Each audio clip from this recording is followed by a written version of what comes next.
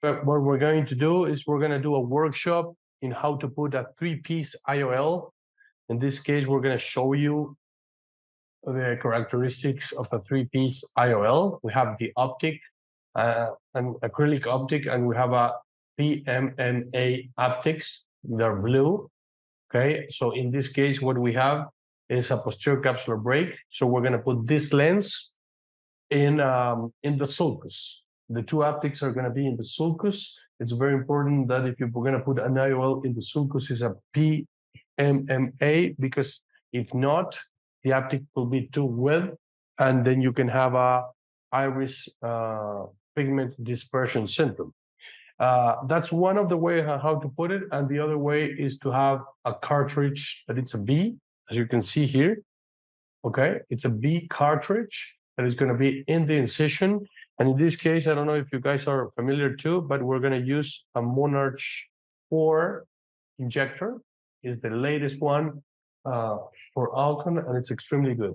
So let's start, first of all, with the 3-piece IOL. So we, as you can see, we put a little bit of water, and we're going to pick the 3-piece IOL. We're going to have 2 forceps, and we're going to pick it, and then we're going to fold it. Okay, so you need to be very gentle with the optic. But right now, as you can see, you're going to use a second instrument in order to fold it 100%. Okay, and this is, you need to be very, very gentle, and sometimes it doesn't happen in the first attempt. And what you want is to have it, you want it to fold it very homogeneous, right? You need to fold it right in the middle in order, okay, in order for you to be able to insert it. And then with the Burato forceps, you're going to have a space here in where you can grab the lens and you know, remain that lens that is folded. As you can see here, I'm going to be very, very gentle. And this, sometimes this looks easy, but it's not. That is why you should simulate this in a simulated environment. As you can see, you have a folded lens, and you need to have the image in your mind in the way you're going to insert it. Okay, and for that, sometimes I like to have a forceps. Okay, so this is very important too. Why? Because you have a small incision. In this case, we're going to show you, we're going to do zoom in, and I want you to see the incision. You see, the incision is 2.8. So what you need to do sometimes is to make it bigger, right? You have, let me show you. This is a 2.8 millimeter incision. You have it right here. It's perfect. But what I'm going to do, I'm going to do a little bit bigger because I don't want to struggle with the incision. And what you do in this case is sometimes is you do 2 stitches, okay, to have it comfortable. So the other issue is you're going to struggle is how to insert the optic. So with the second forceps, you can direct that optic better. So you're going to grab it right here, and then you're going to make it easier for the lens to enter the eye. You see, now the problem is that it's too thick, and you don't want to hurt the incision. There you go. Then you have the optic going to the sulcus. Look at that.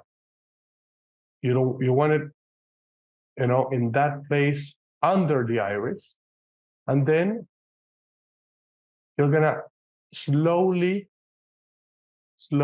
release the lens. Always put a lot of viscoelastic and be careful with the endothelium, and very, very smoothly you're gonna try to put the lens in the sulcus. Okay, the second optic sometimes can be outside the lens, and you can see how gentle I am, and I'm rotating the lens, and I'm rotating it and just putting the optic at the sulcus. Always be careful, be very gentle. And you're rotating and put the optic below the iris. You see? Careful, of course, with the iris and the endothelium. I have a stable instrument. Sometimes you can have a rotator. Look at that. Look at what happened. Remember, this is simulation. This wouldn't happen this often. You know, this optic, once that it's in the sulcus, it will remain at the sulcus. But you're getting the picture how to place a 3-piece IOL in simulation. Okay? Again, rotate. You want the optic of the lens. Well, there's two things you can do. You can put the optic in the bag and the optic in the bag and the optics in the sulcus, okay, as you can see here. Or you can put the optic before, like in a plane that it's before. There's two schools on how to do it. I like to put the optic in the bag, so it's more anatomic. And as you can see, I'm trying to put you see the memory that the optics have, right? And I'm going to put it below the iris. It's funny how even the second instrument should be a rotator, so it's easy for you. That optics is in place. Now we're going to put the second one. And we're done. You always be careful, of course. Always be careful with the endothelium. And I really like to use Myocol after I put the lens. You see, the optics tend to come to an anterior chamber. Don't worry. That's because we're doing simulation. That optic is perfect. This optic is still in the top. So I'm very relaxed. I'm going to take my time to direct it into the sulcus. Okay, I'm going to put it below and almost there, almost there. You can see the memory that the lens has. There's a lot of memory, and sometimes you take a lot of time to put the second optic down. I think it's better to rotate it, but I just don't want the other optic to move. But look at that. You see, when you rotate, it's easy to put the optic below the iris. Almost there, almost there.